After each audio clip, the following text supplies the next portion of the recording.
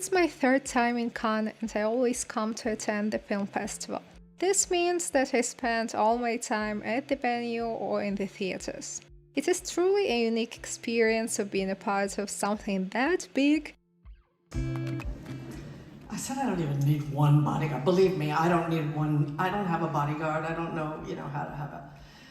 In home, I never have a bodyguard. They said, you will need 9 bodyguards. I needed maybe a dozen the first time I came here because in the olden days, I don't know, there wasn't the same security, so all the barriers weren't there, and people would just, the cameras were shoved up like this, It was insane, and During the festival, the most interesting moments happen at the palace, including all the premieres and Cannes fashion at the red carpet. While all eyes are on branded dresses, I still think that Cannes is a beautiful city worth dedicating time to.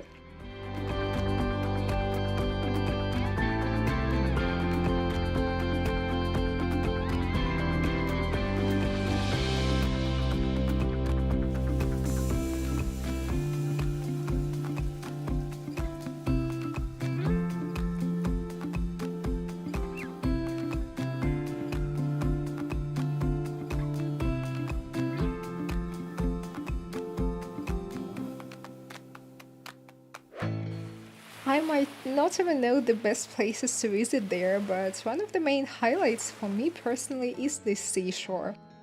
There is a reason this spot is called French Riviera, as the coastline is truly stunning.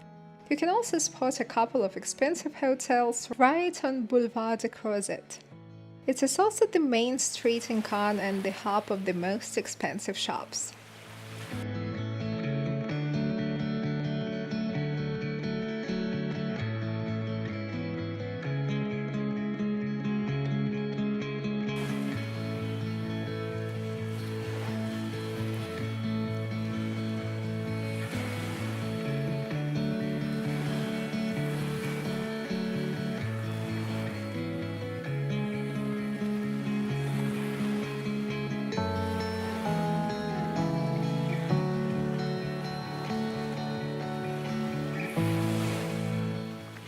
If you're attending the film festival, a pro tip from me is find some time and go to the beach because, although the schedule is pretty tight, but it's absolutely worth it. The beach is just gorgeous.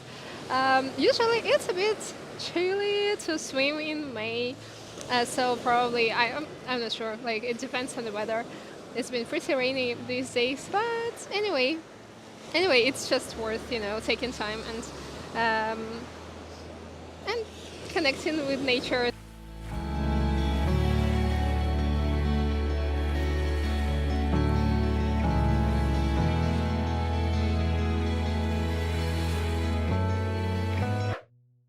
The last day started pretty early for me as I wanted to film a short video to take part in a competition from the festival.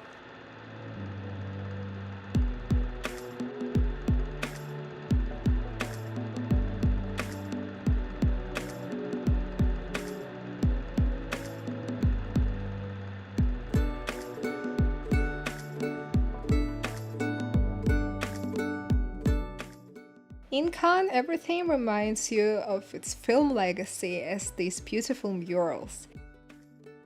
My favorite spot in Cannes is a hill with this Notre Dame church that opens a view of the city. It is about a 15 minutes walk from the palace to the bottom of the hill, and then you will need to go up a little.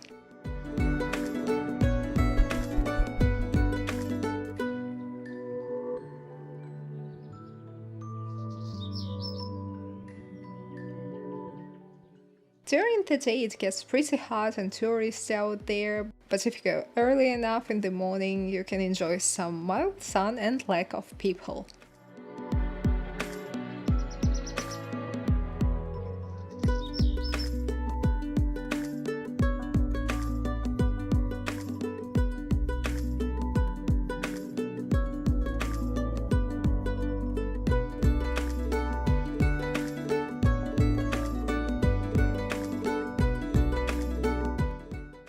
you're interested to explore the area, there is also an art museum nearby. This time I didn't visit it though.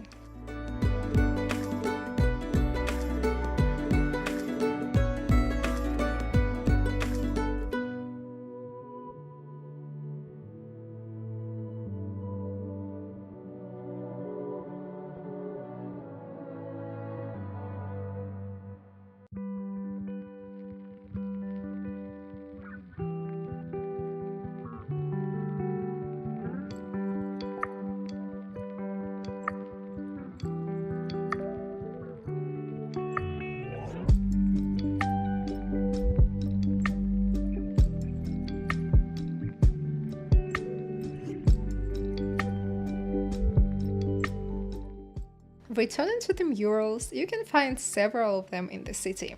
They feature the great figures of French and international cinema. Check a link in the description to read more about each one and find out the addresses.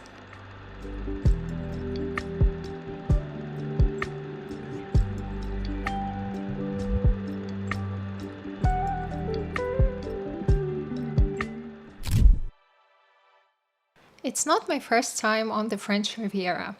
Last time I managed to visit Nice and Monaco, probably the biggest and most significant places in the area. This time though, I wanted to explore some hidden gems, so to speak, cities that aren't as well known. The first destination on my list was Menton.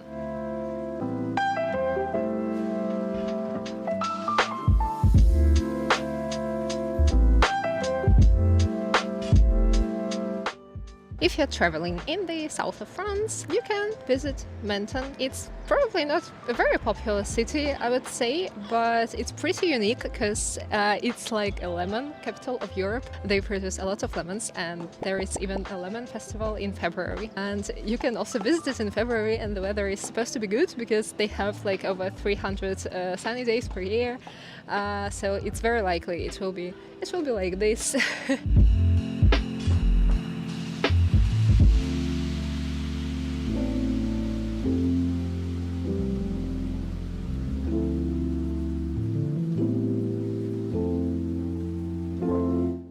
And they also have like very old botanic gardens, and it should be like a pretty beautiful and unique place to visit. We're going to explore it a little bit and go like to the seashore and probably fly a drone if everything goes well. It's easy to reach from almost any city on the French Riviera, or at least any coastal city. In my case, I traveled from Cannes, and the one-way trip took me about an hour by train.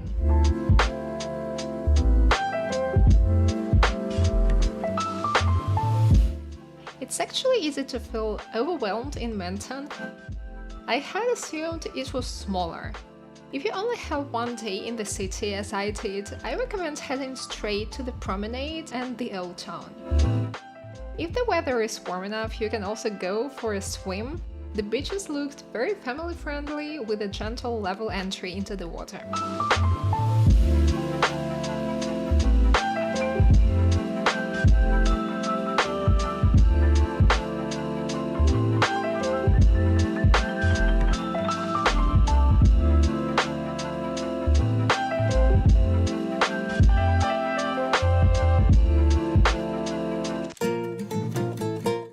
Menton is located right on the French-Italian border and was once part of the Kingdom of Sardinia. Its architecture, cuisine, and even the local dialect still reflect a strong Italian influence. You can literally walk to Italy in under 30 minutes.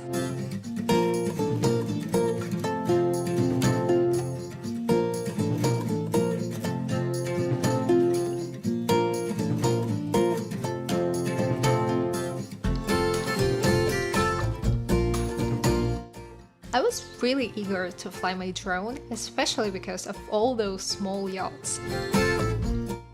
According to some sources, the Riviera has a long-standing tradition of nautical lifestyle and prestige.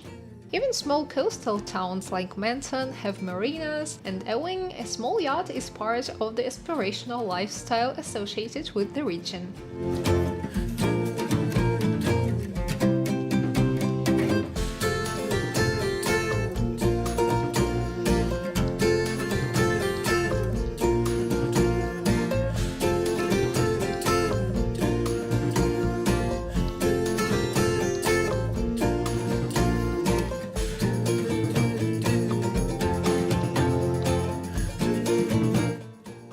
Throughout town, you'll find countless lemon-themed souvenirs.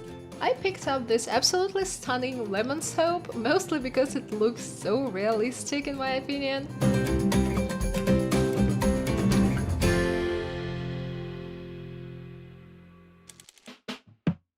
If you have more time in Menton, there are other lemon-related spots to explore. For example, there is a lemon farm just above the town. You can book a guided visit, which includes drinks and tastings. There is also a small market, so you will definitely find something that suits your taste. And yes, there are lemon-based dishes to try too.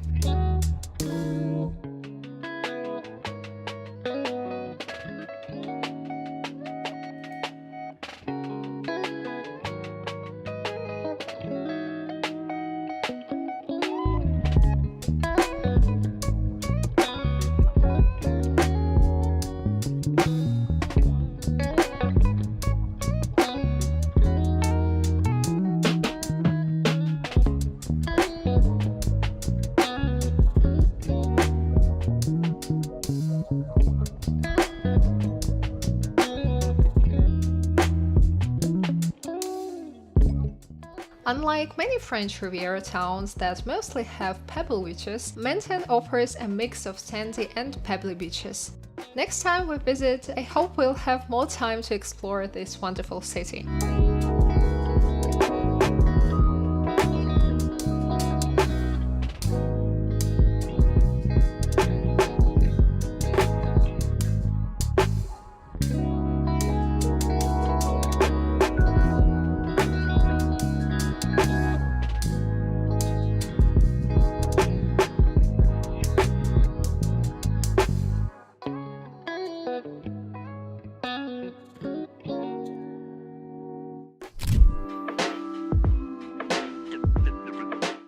If you are visiting the French Riviera, you absolutely shouldn't miss this place. I stumbled upon it on Instagram and instantly added it to my bucket list. The place is called S, and it's truly something special. One of the best things is that it's easily accessible by train from any major city in the south of France. Just a heads up, S is perched high on a mountain, which means incredible views, but also means it's a bit of a climb. Today we are in Eze. I think it looks just amazing. It's on top, like the main village is on top of the mountain, I guess, or like very big hill, and it looks suspiciously like the Amalfi Coast. It's also quite a bit crowded, to be frank, but it's absolutely amazing. It's absolutely amazing. A must see if you are in the south of France.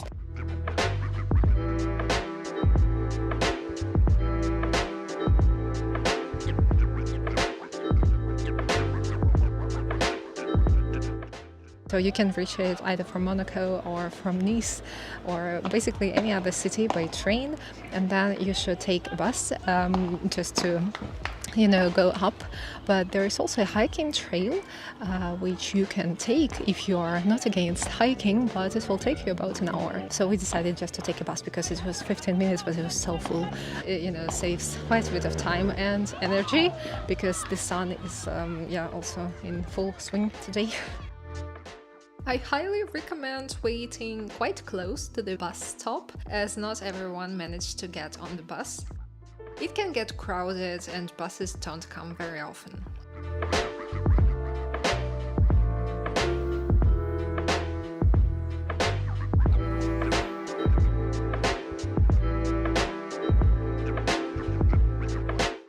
If you have some extra time, go a little past the main part of S. You'll be rewarded with a stunning view of the top of the mountain and the side of the gorgeous bridge nearby.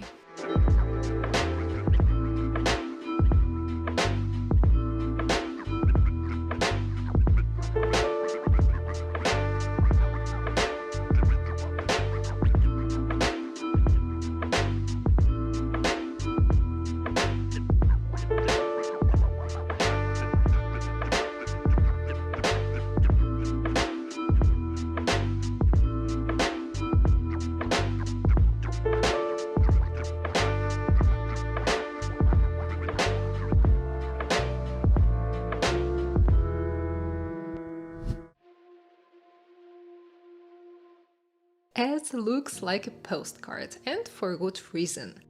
The village is lively and was quite busy with tourists when we visited.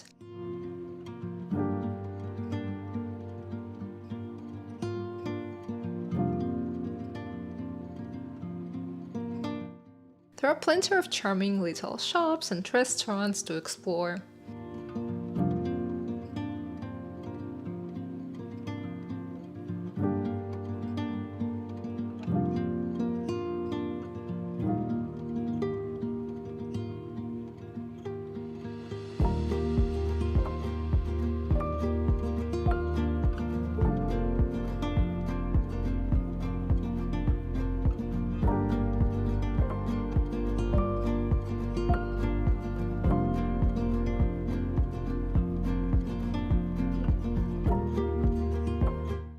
There is a super famous exotic garden here and also a lot of galleries, so it's definitely worth coming to the top, although it's a bit, many steps.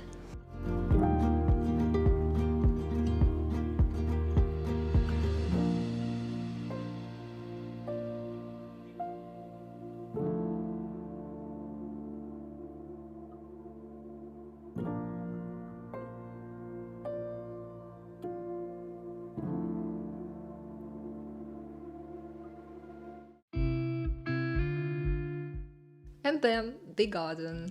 Built on the ruins of a medieval castle, the garden is definitely a highlight.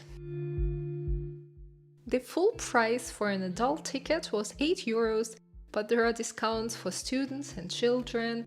Even better, if you have the French Riviera pass, entry is included.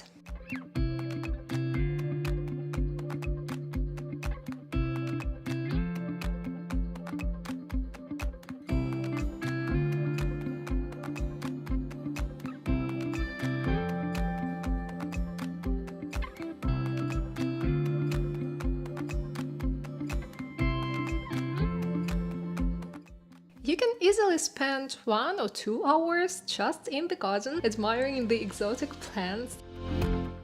Just be aware that it can get very hot, especially on sunny days, so don't forget your hat and sunscreen.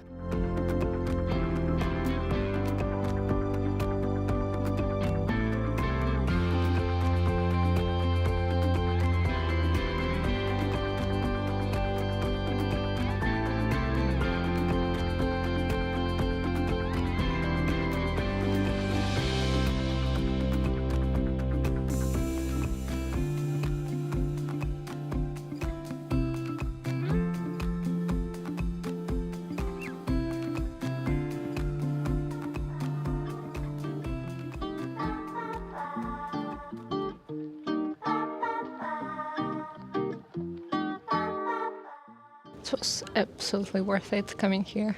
Just the view is amazing.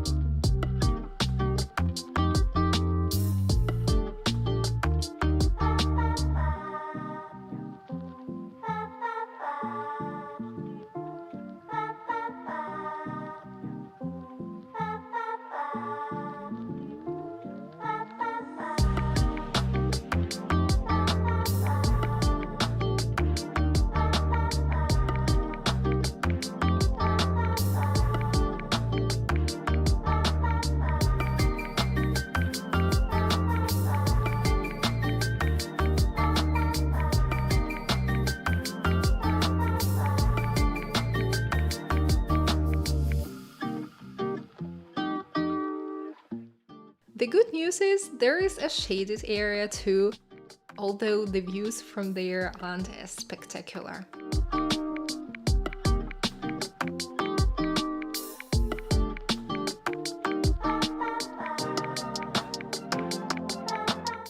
We even found a tiny waterfall. It wasn't much, but it was perfect for cooling down.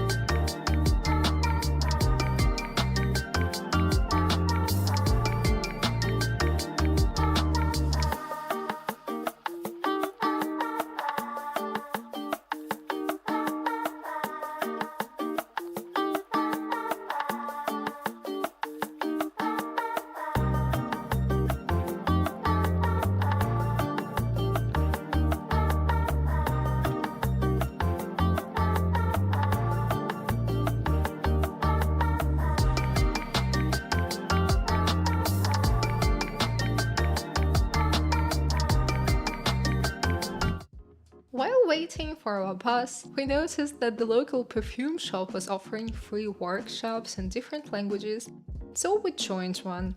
You just need to walk into the shop and let them know that you'd like to take the tour. There is no set schedule, they organize it on the spot.